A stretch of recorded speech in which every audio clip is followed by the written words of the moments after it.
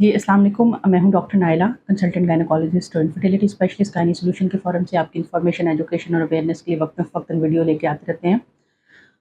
आज हमने बात करनी है कि गर्म चीज़ों के इस्तेमाल से बच्चा ज़ाया हो गया। ये मेरे पास पेशेंट बहुत ज़्यादा आते हैं क्लिनिक के अंदर और वो बात करते हैं कि गर्म चीज़ों के इस्तेमाल से पहले initially I was not able to understand what is गर्म चीज़ें। So with the passage of time I did a research on it. तो बेसिकली पेशेंट जो इनको गर्म चीज़ें कहते हैं that is called thermogenic food. Thermogenic food में सबसे बड़ा जो फूड का ग्रुप आता है दैट इज़ प्रोटीन, जैसे अंडे हो गए, फ़िश हो गया, इसके अलावा मटन हो गया, बीफ हो गया और जो देसी मुर्गी वगैरह या चिकन वगैरह हो गया। इसको पेशेंट अज़्यूम करते हैं कि ये गरम चीज़ें हैं। बिकॉज़ इसके अलावा जैसे जिंजर हो गया, अदरक, उसको थर्मोजेनिक कहा जाता है और कुछ जो मसाला जात हैं, जो हम ग्रीन टी को थर्मोजेनिक कहा जाता है, यानी जो बेसिकली बॉडी का मेटाबॉलिज़्म थोड़ी देर के लिए हाई करते हैं। तो फिर हमारे पास से ज़्यादातर जो इल्ज़ाम लगाया जाता है वो अंडे के ऊपर लगाया जाता है कि हमने अंडा खाया और मछली खाई और ड्राई फ्रूट्स खाए तो हमारे बच्चे ज़ाया हो गए।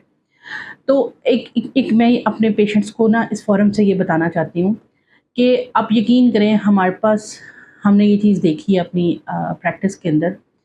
एक हेल्दी प्रेगनेंसी जो जेनेटिकली क्रोमोसोमली नॉर्मल होती है, एक ऐसी माँ के यूट्रस में अगर जाती है जिसके हार्मोन्स नॉर्मल हैं, उन्हें कोई पॉलीसिस्टिक ओवरीज़ का मसला नहीं है, उनके साइकिल्स रेगुलर हैं, तो उस प्रेगनेंसी को तो जो अबॉर्टिफिशिएंट मेडिसिन्स हैं, यानी कि ऐसी मेडिसिन जो अबॉर्शंस करती हैं, उनसे भी ज़ाया करना मुश्किल होता है।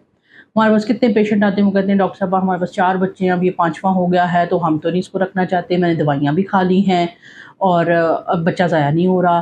तो ये क्यों? क्योंकि वो बेसिकली जेनेटिकली, क्रोमोसोमली और हार्मोनली बैलेंस्ड यूट्रस के अंदर है।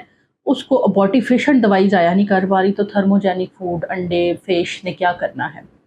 मैंने डिटेल के साथ इस चीज़ को स्टडी किया है।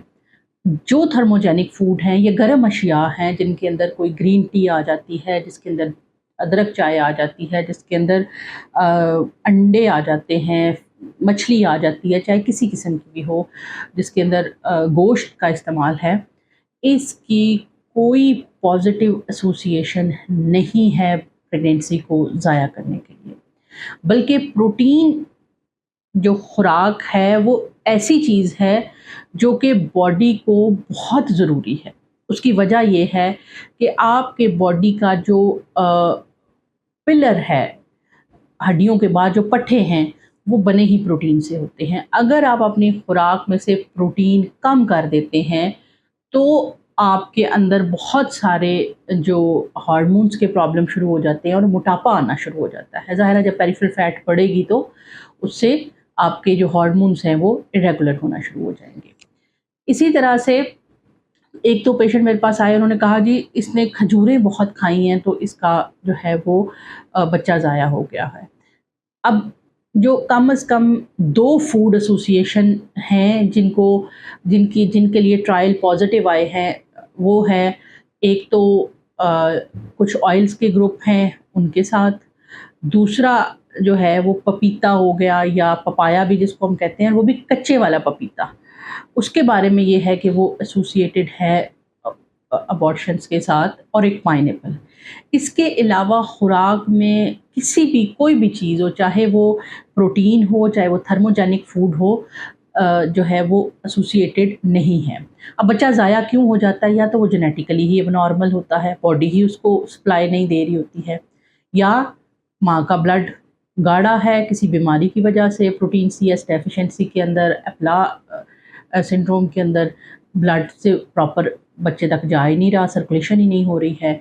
पॉलीसिस्टिक ओवरीज़ में हार्मोन्स बिल्कुल एब्रप्ट हैं, क्योंकि प्लेसेंटा से पहले जो बॉडी बच्चे को ग्रो करने के लिए हार्मोन चाहिए है वो एसीजी और प्रोजेस्टेरोन, और साथ में कुछ मात्रा के अंदर आपको एस्ट्रोजन भी चाहिए होता है। तो जब हार्मोन ऊपर नीचे हैं तो बच्चा ज़ाया हो जाता है। स्ट्रक्चरली अब नॉर्मल यूट्रस, यानी यूट्रस के अंदर कोई रसौली पड़ी हुई है जिसकी वजह से बच्चा ज़ाया हो गया, कोई सबम्यूकोज़ल फाइब्रॉइड है, कोई पॉलिप पड़ा हुआ है उस वजह से बच्चा ज़ाया हो जाए। यूट्रस इनकॉम्पिटेंट है इन होल्डिंग द बेबी, कि वो کمزور ہے، بچہ دانی سروکس چھوٹی ہے، وہ کھل گئی، بچہ ضائع ہو گیا. تو یہ ساری وجوہات تو موجود ہیں، لیکن فوڈ کے اوپر الزام لگانا کہ انڈے کھانے سے، گوشت کھانے سے، فش کھانے سے، کھجور کھانے سے بچہ ضائع ہو جاتا ہے، تو ایسی کوئی جو ہے وہ ایسوسیشن نہیں ہے، بلکہ اس کو ہم نے، جو ہمارے پاس کچھ پیشنٹس آتے ہیں وہ اپنے منہ سے بتاتے ہیں کہ ہم نے تو ایک دن میں 4-4 5-5 انڈے کھا لیے، ہم نے ایک دن میں 20 پیس چھوارے کھا لیے، ہم نے 20 پیس جو ہے وہ کھجوریں کھا لی، لیکن یہ پریگنینسی ضائع نہیں ہو رہی ہے. تو لہٰذا صرف 3 چیزیں، جن میں ایک پائن ایپل، وہ بھی را پائن ایپل، اور پپیتا، پپایا، پائن ایپل، اور اس کے علاوہ کچھ تھوڑی بہتی ایسوسیشن جو ہوتی ہیں وہ کچھ آئلس کے ساتھ ہوتی ہیں.